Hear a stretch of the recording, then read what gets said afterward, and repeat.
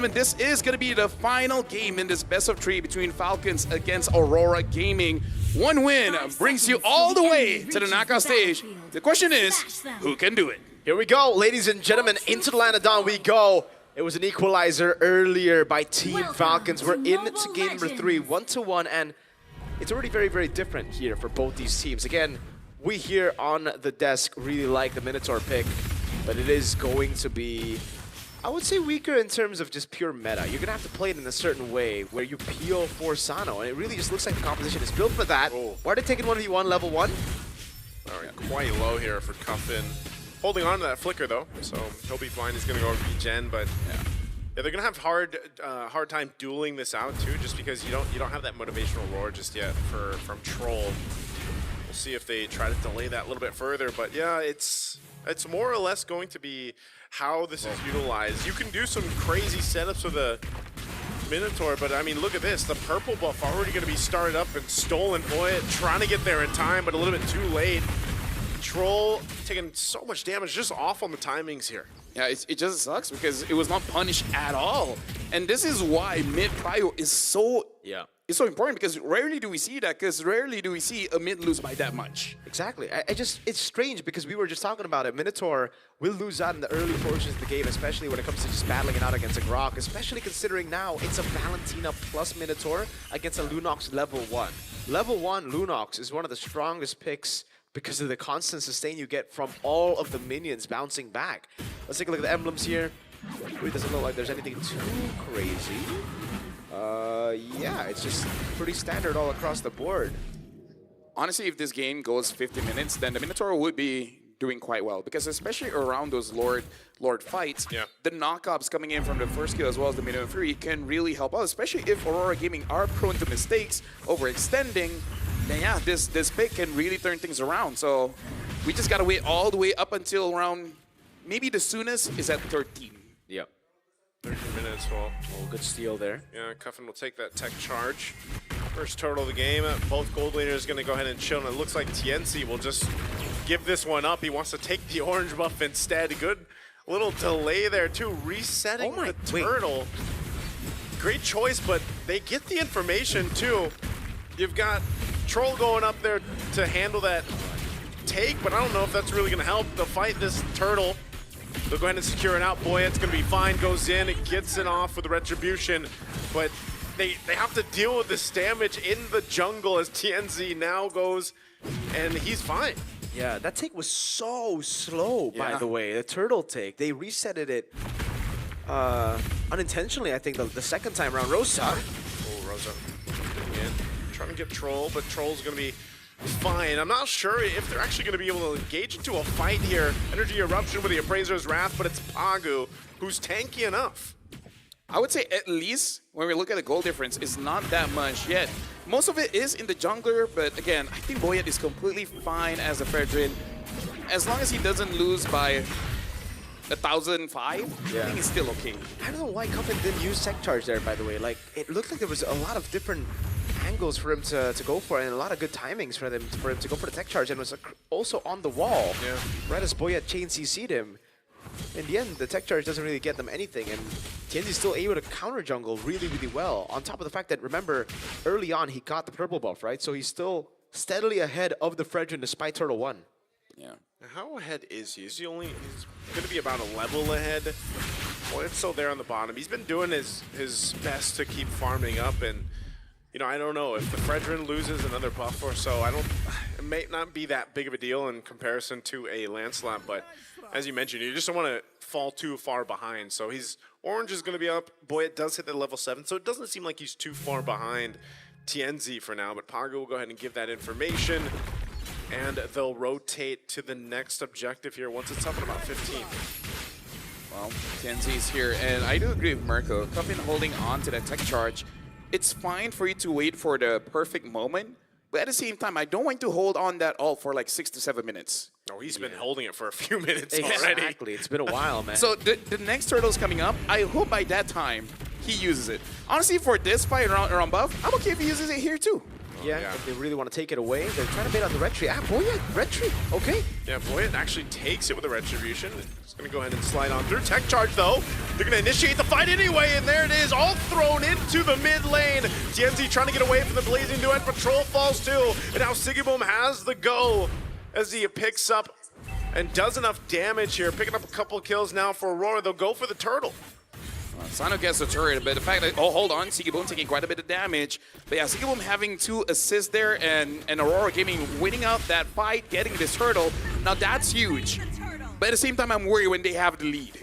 Yeah. I don't want them to win by too much. Yeah, because if they do, then we see deja vu to game number 2. But it really depends, because game number 1, they were pretty good with the lead. So I hope we're seeing more of game 1 Aurora than game 2 Aurora. But I hope we see more of game 2 Falcons than game 1 Falcons right now, because it really looks like for Falcons, they're trying to be proactive when they don't need to. I don't know what that move was over on Purple, but because with this composition, clearly from Turtle 1 as well, Aurora are very uncomfortable dealing with the Esmeralda when they have control over Turtle. Well, Emily Zone just trying to delay Boyet from taking this. Won't be able to get it. He's trying to get away now too, but they're going to be trapped once again. Tech charge, throwing him in the air. Boyet getting taken out. Another mistake here on this side of the Aurora Gaming's jungle. The only possible reasoning I can see where, say, Coach Powerburn is basically saying, like, you're going to throw your body, you're going to pull TNZ away, giving some time for Cuffin as well as Sano to get some farm. Again, I don't know if it's worth it. Personally, for me, I don't think so, because your jungler is kind of important, right? You don't want him to be down in levels. But, you know, we'll see. Again, unnecessary proactiveness, right? Like, going in to try to invade the jungle here when Aurora have a lot of members around there, it was just really, really tough. It's like, it gets really odd. I really think it's more of like that game 1 Falcons where they try to make some of those proactive moves, but it just doesn't really work out in their way. A bit too desperate, yeah. Yeah, because like, again, because you lose a few fights, it doesn't mean your win con is completely gone. The win con of controlling neutral objectives and playing around it is still there. And that's why, again, if you look at Turtle number 1, how Falcons were able to control it, it was because of the Esmeralda. They need to just play around the neutral objectives, let the Esmeralda do his thing, bait out resources, and then they control it. But if this is what happens, if Aurora are the ones that can react to plays or be more proactive, it gets really tough. They're going for a play on Sanji right here. He's going to burn the flicker. TNZ will go in a little bit further to do that damage with Thorn Rose, but won't be able to pick up the kill. Turtle for the taking here for Team Falcons, so no go on the pickoff on bot. They will get a tier 1 turret, but they traded out for the turtle. Yeah, I'm not so sure if that's Rosa going thinking they can get that kill, but even so, I really don't think it was worth it. Yeah, I don't know about that one. Yeah, I don't really think it's about the worth. It's for Aurora, again, clearly being very uncomfortable going in head-on neutral objective fight against Team Falcons. That's why Team Falcons this time, I give them props. That was a really, really good maneuver by them. Play for neutral objectives. And for Aurora, I also like it. They need to be going for trades, at least in this portion of the game, until they have some solid power spikes. But, with that being said, how are they going to deal with the Minotaur with Sigiboom on the clock again? Sano! Oh, a big tech charge coming through, but he's got the Minoan motivational roar to help him out. Could have been way worse for Sano. He did burn the flicker, though. Yeah, but that's also showing the strength of Flash of the Oasis, man. Yes. Like, he should have died. But with the HP and the shielding as well, this should tell Aurora, even if you don't get caught by the big Minoan Fury, even that motivation roar is going to cause problems. Because if you can't kill Sano, and Sano takes at least 3 of you, oh, bro, that feels bad. Plus, he's got the healing, little extra, isn't that the healing, fervor? Is it fervor? Favor, yeah, favor. Favor. The little extra heal there, and, you know, that's one of the things that people don't really account for too much, just because Minotaur doesn't get picked up that often, but that big burst of heal is what is kind of, it makes you miscalculate almost in the fight. Feels unfair. Yeah. It's very motivational. They actually did have a dominance ice already, by the way, on the Grok, so that was through it. Oh, there's a penalty zone. They're going to go for it this time. Sano! He doesn't have the heal enough to survive that under the turret. So Team Falcons, they'll hold on to their tier 1 up top, but they lost Sano finally. So if you fail, just try again, but punch harder.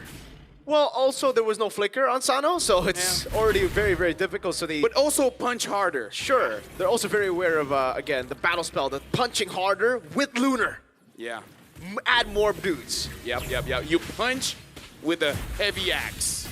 Hammer? Is it a hammer? That's Axe hammer. Yeah, Hamrax. Hamrax. I've never heard that before. Eh, It's definitely a two-handed weapon, though. you learn something new every day. Yeah, that's true. Good hold by Cuffin there on this position. Needs to go for a big tech charge, but you're gonna wave up top. It's actually gonna be very good for Falcons, and they actually can burst it down. Sano's already on it. Yeah, they're gonna go for this. It's at half health. Boyet will hold it there as Tienzi went for the buff. Now Sanji taking a ton of damage. Actually, burning the flicker already. A big tech charge comes through as Tienzi secures the Lord. Fight still breaking out. Pagu's out of the picture. Lunar and Tienzi are next. Team Falcons able to pick up a triple kill for Sano after Lord was taken. So Team Falcons wins the fight. They lose the objective. Great steal by Aurora. I hope we get a replay of that because I don't know, my eyes deceive me, but What? Oh, doesn't get away. Rosa comes in with a cleanup, looking for Cuffin as well. Pumps the brilliance to survive the last shot from the turret. All right, Sigiboom definitely made up for, I would say, the mistake around Lord, dude, because he blazing duet on just the Esmeralda, if I'm not mistaken, on the Lord there. He couldn't get the angle on the rest of the team because he put the BMI backwards, but he could have just flickered in as well. I think, again, like he was trying to wait for Troll to use the Minions Fury, and he did, but he just didn't go all in the end. Maybe a little bit of jitters from previous game where he actually went in a bit too deep, right? The second time around. At the same time, I'm not so sure if Team Falcons really should go fight for that one because look at the items here. Sanji does not have a Dominance Ice or a Chastise Pauldron, so I feel like him frontlining Sigiboom is not that great of an idea. And Cuffin, even though he does have that glowing wand, I'm not so sure if he was able to hit him first to deny that healing. I can see the idea of killing Sigiboom there, but I feel like the execution can definitely be much better. Yeah. Hold on now, Sigiboom. He's building towards the melting gun. Queen's Wings, I believe, is next for Boyet there, right as he goes for the Dreadnought Armor, Brute Force. It's next on the block for him. Nothing's crazy on the other side, though. Everything else is quite standard. It's just Aurora now really utilizing these waves to try to crack those turrets open with the Lord. It's just unfortunate that they lost so many members because of the peel coming in from Troll. Yeah, much slower game in this game 3. I mean, much lower kills too, just because of the nature of these compositions. And so it's what we're going to see from now on is really just kind of playing into the lore takes as they fight for that space and the objectives. And you know, one of the advantages that they can go for is at least taking down some of these turrets, and that's why you see Tienzi up there. What? Oh, Sigiboom! Oh my god. Oh my goodness, Sigiboom again getting caught. You know what? That was on Boyet. Boyet was so good on that Fredrin. Yeah, but like he baited and taunted. He taunted twice. They taunted twice. He used the retribution, but it's like, man, Sigiboom didn't really necessarily have to be there. Plus, he still has a flicker. No, he was taunted, not with the skill. You know, just like Taunted by him. Exactly. So it's like I gotta go in. See, it's not just micro mechanics. It's psychological as well. Yeah, definitely psychological there. That was a psycho move by Sigiboom walking up like that. Sure. Because like, yeah. I'm trying to protect him here, all right? Okay, I just want to give props to all you analysts. You guys have like, really, you guys are very patient. Oh, you have to be. You have to be. We're professionals, no? I just want to say, and the EQ. I never want to analyze ever again. This is the last time. This is the last night. Yeah. Well, Lord's up. Table host. Analyst is fun. We'll see if this team fight's going to be fun or not. Pagu in position here for a potential This is dangerous. charge on forward. It's already in a quarter of the health. They're going to go for it. Big tech charge control. Gets the Lord anyway. But they're still going to fall. Lunar goes down. Sano unleashing on Pagu next as he gets a double. What happened to Aurora Gaming in that fight? Gentlemen, let me just say, this might be the first time Meta goes all the way to the knockout stage. They're catching Aurora Gaming here. And I love the Minotaur, man. 50 minutes, that's where he shines. Give the MVP to Troll already. I think that's going to be the votes coming in. And it might actually go all the way. Sigiboom, can he make up for the mistakes? Well, we'll see. Mid turret's already be knocking down Team Falcons. flying around outside of the base of Aurora Gaming. They still have a Lord to march with them, wanting to take out these tier 2 turrets, still top and bottom. They wait to push in a little bit further, but it will be the full force of Aurora Gaming up on the defense.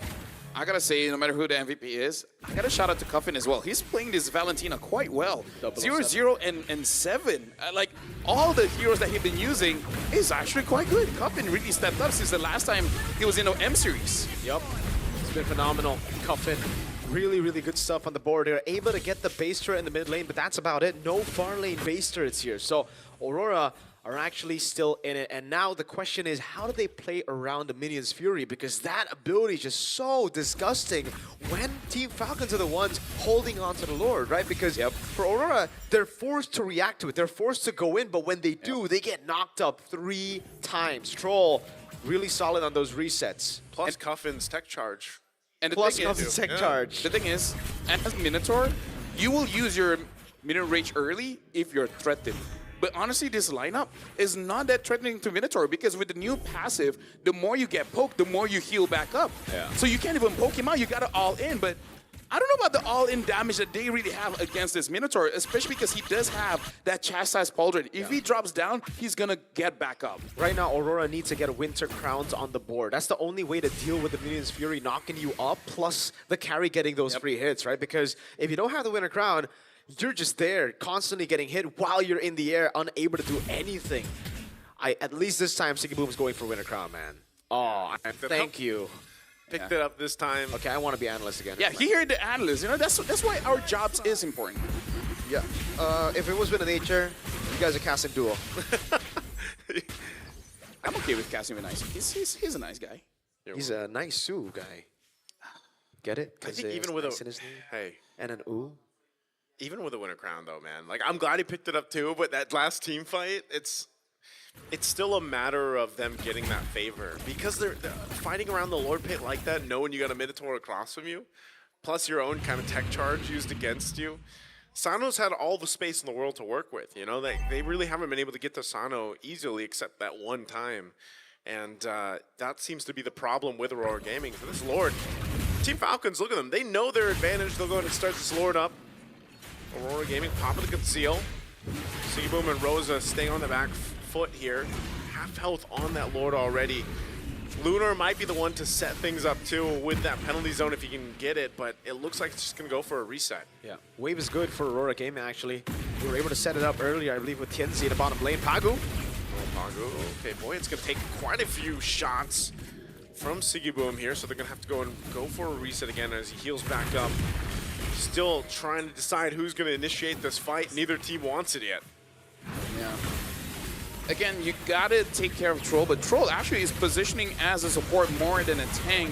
He's able to maintain his HP quite well. Oh, there you go! Huge tech charge comes through, and it breaks on in. They're thrown in the air by Cuffin and Troll, but they're already falling apart. Troll's gonna be next. Aurora Gaming comes in with a team fight that they wanted, and they secured the Lord with everyone still alive. I don't know if I curse it, but dude, that needs an instant replay. Everything happened so fast. I was like, wait, what happened? Yeah, Aurora identified the problem as well. They've just not been able to go in because they've been staggered a lot. And by the time Team Falcons go in for those CC lockdowns, it's too big. This is so tough to deal with. You don't have much clear at all. Lunar's gonna jump in. They're trying to delay this Lord as Cuffin is blasted by Sigiboom, and that'll be another that falls. Aurora Gaming might have struggled, but they made it happen anyway. They'll move on to the knockout stage. Congratulations.